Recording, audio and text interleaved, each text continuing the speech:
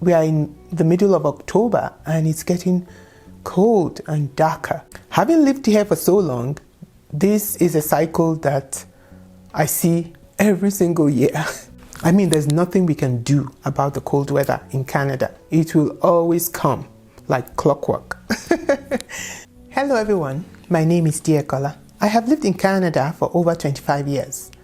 Welcome back to this side of life. And if you're new here, welcome to the Wise Tribe, and thank you all for joining me today. It's that time of year again. It's getting cold and darker outside, and that is in contrast to just a little while ago when it was sunny and bright and warm outside.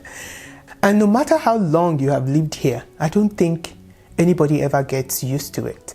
Even people who are born here complain about the cold all the time. And truly, nobody likes the cold. And honestly, if you take away the cold weather from Canada and it was a warm place, people will not complain so much about living in Canada. But you know, instead of whining and complaining, like the Bible says about the children of Israel who were always murmuring and complaining there was nothing that was good enough for them, I don't want to be like them. And so instead of murmuring and complaining, in this video, I will be sharing my coping mechanism with the cold and winter weather in Canada. Let's get right into it. So the number one thing that I do to cope with the weather is to get the proper gear. Like they say, there's no bad weather, only bad gear. So if you live in Canada and it's getting to this time of year, you need to invest in jackets, very warm jackets. You need to have your toque, that's the hat that you use to protect your head, your scarf for your neck, and you need to have thermal wear, right? Thermal wear, for those out there who don't know what that is clothing that you wear under your clothes, like an underwear, just to keep you warm when it is cold. We have thermal pants to protect your lower body and also thermal tops to protect your upper body. And for me, in the winter, I double up my thermal pants, right? I wear 2 thermal pants before I now wear my normal pants on top of that. And gloves to protect your hands. So yeah, those are the ways by which I keep myself warm during the winter time. So your gear is very important. The next thing that I do to cope with this cold weather is to keep myself warm by drinking and eating warm or hot food, right? In Canada, you will find that most people cannot joke with their coffee, they cannot joke with their tea. And I think one of the reasons for that is because of the cold weather. And so you need to keep yourself warm. So even if you don't drink tea or coffee, like I'm not a big fan of coffee, but I drink tea. So you can drink tea, you can drink hot water, you can drink hot coffee, right? And also you can prepare hot soups to keep yourself warm inside. This time of the year is when I love my pho. Pho is a Vietnamese soup, and I really like that. It keeps you warm because it's hot and you can make it spicy as well. And of course, as Nigerians or Africans, we love spicy food, and that is always good for the cold weather. So the kind of food you eat is another way you can cope with this frigid winter weather in Canada, and that is definitely one of the ways that I cope. The third coping mechanism is just to make sure that you are not outside. I mean, you could get through the winter without any problems if you go from your heated house to your heated car to your heated office or to your heated school or wherever you go. So just make sure that wherever you go, there is heat. How can you be in Canada and have a car that doesn't have heat? That's a no-no. So you need to have the heat in your car working, and they also advise that you have certain things in your car in case of an emergency during the cold weather. And those things include your first aid kit. In case anything goes wrong, you need to have your flashlight because we have less hours of light during the winter. You need to have blankets to keep yourself warm. You need to have jumper cables. In case your car dies, you can jump start it, right? And also food, so that if you get stuck somewhere, you can have snacks that you can eat. We have heard stories of people although those are extreme cases, but stories of people who go driving out in the winter, in a winter storm, and they get disoriented, they get lost, and the only thing that they survived on was all these things that I've mentioned because they had it with them. I have a friend of blessed memory who used to say that if you don't have these things in your car, if you are not prepared for the weather, then that is IKU. You all know, if you're Yoruba, you know what IKU is. So yeah, you need to be prepared. And of course, your house too needs to be heated. Every time I come back from outside during the winter when it is very cold, I always say, thank God for a warm house, right? So you need to keep your house warm as well. I know you have to pay the bill for heating, but the bill is worth it for having a warm house. Then of course, during the cold weather, you should cultivate indoor activities that you can do while you are hibernating. Because really, this is hibernation time. So while you are indoors, you can make things interesting for yourself by doing indoor activities. And as for me, one of the things I do is my indoor exercise routines. Like I have different exercise videos that I follow, dance videos, Zumba, aerobics, and all such exercise routines that I can do indoors. So yeah, that's another way I keep myself entertained and active when the weather is cold.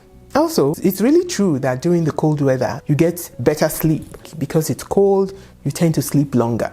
So I would say we should take advantage of that time of the year to improve our sleep health by sleeping longer and sleeping deeper. And I think that's one of the advantages of the cold weather. And then the other thing that I do to survive and to cope with this cold weather, and which I know that many other people do, is just get out and go to a warm place, right? Canadians would always go to warmer climes like Mexico and the southern US and just other places that are warmer during the winter. In fact, we have people that are called the snowbirds. These are older people, retired people who in the winter, they are out of Canada and they come back when the weather is warm. So 6 months in Canada and 6 months outside of Canada. And it's actually a thing, and it's a very popular thing. And you know, when I grow old, I want to be like that.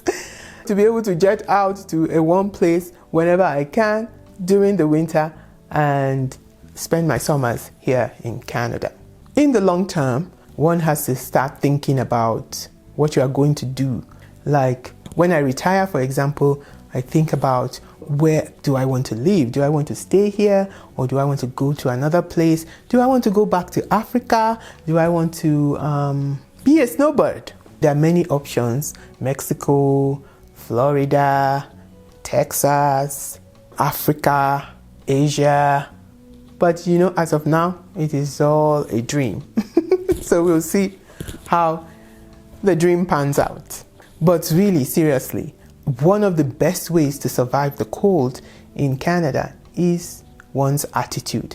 I mean, you have to have that attitude of, number one, not complaining, and number two, making the best of the situation, making the best of the cold weather, just enjoying it. For example, some people in Canada are looking forward to the winter. Why? Because they are going to go skiing and they enjoy skiing and other cold weather sports. Such people will not complain when it is winter and they are really having fun and enjoying themselves, right? The good thing though about Alberta and Calgary is that even though it's cold, it is still sunny outside. Like if you are inside and you're looking outside, you will think that, oh, it's so sunny. But then when you get inside, it will be frigid.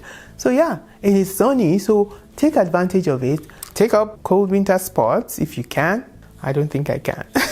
But take that up, or make sure that you make the best of it, even indoors. Maybe this is a time that you will do more volunteering, help out in different areas of the city, help out in homeless shelters, participate in charitable activities, bond with your family.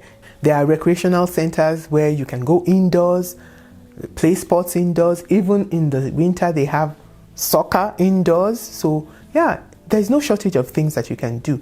It just depends on your attitude.